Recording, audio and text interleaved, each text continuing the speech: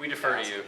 Now, I will say this, you know, and I don't mean for this to sound cliche by any means, but in situations like this, it's like your program's culture, right? Like they come forward. And I thought our guys, you know, certainly Coach being out, but you guys know how important Felix is to our team. And I thought guys stepped up. Our togetherness, you know, specifically on the defensive side was high level. We played with physicality, we played with toughness, and those are things we talk about being about on a daily basis. And so to see that come to fruition, you know, for really consistency, right, throughout the course of the game was really encouraging. But we talked about before the game, it's about the culture of this program, you know, and I'll say this, right, there's not a better guy to work for than Chris Holtman when it comes to like preparing to be a head coach. Certainly wasn't preparing to be a head coach tonight, but you know, in his way, in how he enables us to grow, you know, as you know, within his staff is something, you know, we all feel grateful to be a part of this program because he gives us right an ability to do that. So, you know, I told him before, I guess the last time we did this, you gave me at least some time to prepare. So I'm a little nervous. He said, "You'll be all right. Just be yourself." And you know, listen, this is a players' game. It's a players-led program, and I thought our leadership was really good. What was the first thing you did when he told you, you know, you'd have to be coaching tonight? I called my wife. Yeah, I called my wife. She didn't answer because I got 3 kids under 5, and but no, I told her, and you know, my mom and dad, and my dad didn't answer because he's still coaching, but I was able to talk to him just before heading out when the game started, so just leaned on family a little bit. Obviously, I want to ask you a bit about the game too. Just thoughts on Zed's performance tonight. I thought he gave you a lot, and you know, the 4 dunks obviously huge for momentum, but you know, I mean, just a really big way to step up without Felix. Absolutely, and I think probably equally impressive was his ability to stay engaged despite foul trouble. You know, I thought he did a really good job. He certainly could have got into himself, you know, with the fouls, but he didn't flinch. He kept playing physical, did a good job on the glass, and his efficiency inside was important, specifically when we were certainly struggling making shots there for a stretch. How's Bruce? Yeah, so Bruce was actually cleared to go back into the game at that point in time. We just didn't feel like it was the best thing to do. Outside of that, don't have a lot of other details, but he was cleared to go back in. So how did you have to shift up some responsibilities with one fewer, you know, coach on the sidelines? Did other people have to fill in things, or was it just kind of everyone keep doing what you're doing? Yeah, we tried to keep things mostly the same. Obviously, it was a different voice addressing the team for the bulk of the game, but you know, people probably couldn't notice it a great deal, but there's real chemistry within our staff, and I thought, at least for me, that gave me great comfort. I felt like things flowed really well. You know, Coach Nettie became probably a little bigger voice offensively to help with that. Coach Bailey and Coach Owens, you know, we're locked in as usual defensively. We tried to just be really organized in timeouts, and I felt like, you know, and I think our guys felt like, you know, it was kind of seamless. You guys get out, only make 5 of your first 21 shots, I believe, and you're behind with 6 minutes to go in the first half. Just what were they doing perhaps to maybe frustrate you guys a little bit on the offensive end and made it a little bit more difficult? Seemed like you were getting decent enough looks, just couldn't get anything to go through the basket. Yeah, I think we missed some good looks, certainly, but I felt like defensively they're switching and kind of, you know, attacking our dribble when we were driving gave us some problems. And to be honest, we didn't play fast enough. You know, we didn't change ends quickly enough. We talked about taking advantage of transition. We talked about playing with great pace and doing it consistently throughout the course of the game. And we didn't do that to start, but I think you saw when we did how we were able to open things up and capitalize. Yeah, I think Jamison got hot and hit a couple threes there to kind of get you guys going. Just maybe chipped away and you break through. What were the keys, maybe the last 5 minutes of the half where there was much better flow? Do you think it was ball movement or what was going on at that point? Ball movement and a lack of turnovers. You know, there was a point we had 6 turnovers, and I don't remember the exact time left in the half, but we went the rest of the half without a turnover. So that's important for us. We know that's an area we have to continue to get better at. And I felt like their design defensively was to put us in a little bit more isolation than, you know, maybe what we want to, because our assist numbers have been really high all season long, and it's an important part of the way we play. So we got away from that a little bit early, and, you know, taking care of the ball is always going to be important for us offensively. But we were able to kind of sustain things, I thought, because we did a good job on the glass. And that's those two things, taking care of the ball and being aggressive on the glass, are important for us offensively, so we can, you know, be successful even when we may not be shooting as well as we're capable of.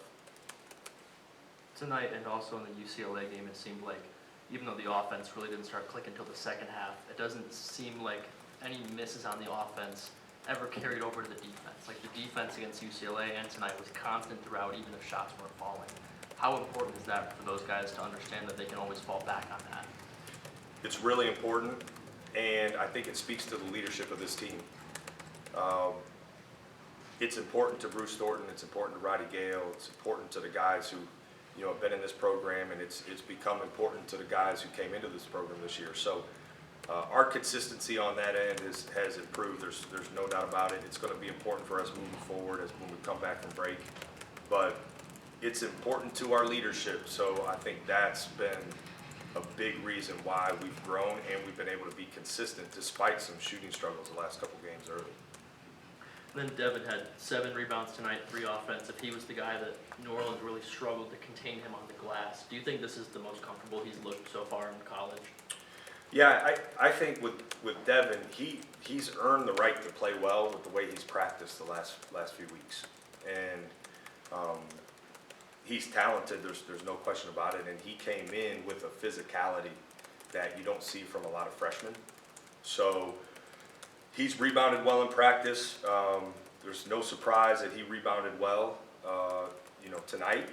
And I think as he continues to grow and get better, you're going to see the ball fall for him more. He's going to create more opportunities offensively. But the biggest things for us are he's gotten better defensively with his details. And I think he was rewarded for the way he's practiced lately. And, you know, with freshmen, that's kind of what you want to see. And we've, you know, freshmen in our program we've seen jumps, you know, over the last few years from guys. And I think oftentimes we want to immediately compare guys to guys in the past, and everybody's journey and path as a freshman is different. And, you know, Devin has, like I said, earned it, and he's earned the right to play well, and hopefully he can continue doing that, because him, you know, Scotty, like those guys for us can be impactful, you know, moving forward. I wanted to go back to Zed for a second, because obviously when Felix comes back, he'll go back to being, he's been the top scorer off the bench for you guys. So is it important for him to have a game like this where he gets a lot of looks from the inside, has an efficient night scoring in there, to kind of go back to fulfilling that 6-man role of, you know, bringing a lot of scoring off the bench? Yeah, Zed's scoring is really important for us, and I think his ability to draw fouls, you know, with his physicality is important for us. And for us to have that kind of firepower checking into the game off the bench has been really valuable. We felt like going into this game that this was probably more than some other nights that we needed to be aggressive, feeding the ball inside. And we also felt like with the way their defense is designed that he could get some looks behind the defense too off penetration. So he executed, you know, his job really well, and certainly was, you know, 16 points in basically 17 minutes is impressive. But his efficiency was good, and I felt like he played well off others today. When you're overseeing the offense, but you're also overseeing kind of everything, how do you have to sort of compartmentalize what you are normally doing in a game and then taking on a little bit more responsibility? I mean, you talked about maybe delegating a little bit more to Nettie, but like when things are struggling early offensively, how much are you trying to figure out like you normally would be if the offense isn't clicking, and how much are you trying to look at both sides of the court? Yeah, that's a good question. I think going into the game, you know, I certainly wanted to make sure I was doing my job from an offensive standpoint well, and that we were prepared. And the great thing is that we had, you know, we had prepared well for the days leading up to it. But man, head coaching, there's some things that come with that, right? And it's you gotta be doing a lot at the same time. But like Coach does, you know, I think he trusts us, and when you're in that seat, you got to trust the staff. And like I mentioned before, this is a talented staff, and we're connected, and we have great chemistry. We have a lot of different experience. There's 2 former head coaches on the bench tonight, and so you know that knowledge that's there. There's times where you gotta be a great listener, you know. I think as a head coach, and there's times that you know you gotta have a great voice. And so, no question in my mind did I ever feel like I needed to do anything more than trust, you know, trust just like we do every game as if Coach Holcomb was here. So that part, you know, honestly was easy. The substitutions that was a little different, and managing that, but that was a collective effort too. You know, I think that was something we worked together on.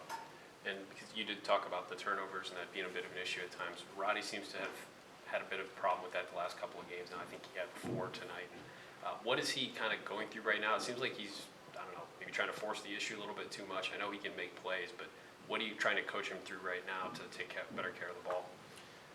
Yeah, there's multiple things there. I think one, there's some things he can do to tighten his handle a little bit, and you know, he dribbles the ball high and away from his body sometimes too much in traffic. Some of them is, you know, he's aggressive coming off ball screens, passing the ball, and we don't want him to lose that, but kind of getting him to, you know, maybe progress to the second option is an area that we'll continue to get better at with film and in practice. But I think Roddy's aggressiveness is really important for us, obviously. He's one of our very best playmakers, and we need him to be aggressive, and some of that involves taking some chances. But I think we all feel like, and I think Roddy would own it as well, there's probably 2 a game that don't need or shouldn't happen. Mm-hmm. Those are the 2, you know, that we gotta fix.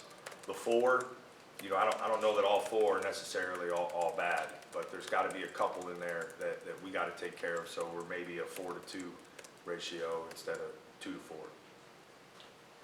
I don't know if you were aware, but today, so the United Nations actually made today World Basketball Day, and I asked Zed and Devin this too. Just curious, why are you grateful for the game, and how did the game of basketball really change the trajectory of your life? I appreciate that question. Certainly, you know, most people know my dad has coached high school basketball for a long time, and from the time I could walk, I was around basketball and practice and basketball players, and this game has meant so much to me. It's something we've kind of rallied around as a family, and so I immediately, when I think about basketball, I think about, you know, family. When I think about basketball, I think about all the relationships, you know, that I've been able to develop with coaches, players, and my best friends are, you know, have come about from basketball. I just faced time with Dwayne Washington yesterday, and like those moments, because the intensity of basketball, the adversity of basketball, right, the ups and downs of a season, that creates a bond.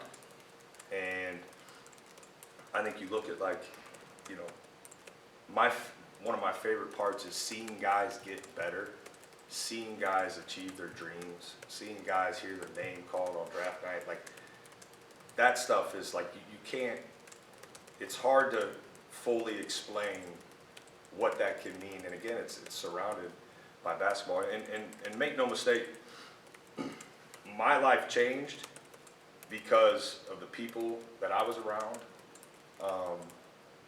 you know, in college, the coaches that I was around. I got saved in college, and I wouldn't have in college if it weren't for my coaches. And so I met my wife here at the shop because I was leaving practice. So like this game has meant so much to me. It's meant so much to my family, and I don't take for granted a single day that I get to come to work. Obviously, being at the Ohio State is a big part of that, but just the game in general. And I've been able to travel all over the world. I've seen basketball break down barrier after barrier after barrier.